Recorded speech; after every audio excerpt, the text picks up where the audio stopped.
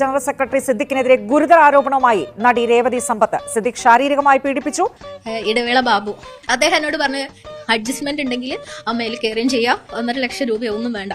സംവിധായകൻ രഞ്ജിത്തിനെതിരെ ഗുരുതര വെളിപ്പെടുത്തലുമായി ബംഗാളി നടി ശ്രീലേഖ മിത്ര. 2009-10 പാലേരി മാണിക്യം എന്ന സിനിമയിൽ അഭിനയിക്കാനെത്തിയപ്പോൾ മോശമായി പെരുമാറി. ഹരിഹരൻ സാറ് ഞാൻ അഭിനയിച്ച് 3ാമത്തെ ദിവസമായപ്പോൾ അന്ന് രാത്രി സാർ എന്നെ വിളിച്ചിട്ട് പറഞ്ഞു, നമ്മളെ മഹാറാണിയുടെ ഓപ്പോസിറ്റ് അതേപോലെ തന്നെ ഒരു ലോഡ്ജോ റെസ്റ്റോറന്റ് അവിടേക്ക് വരണം എന്ന് പറഞ്ഞു.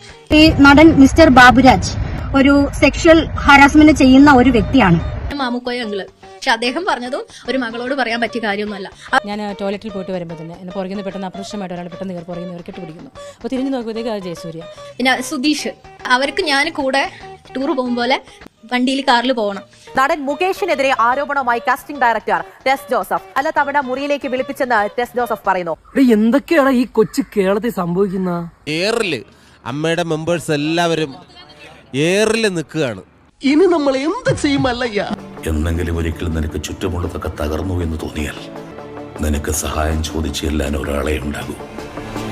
സ്റ്റീഫൻ.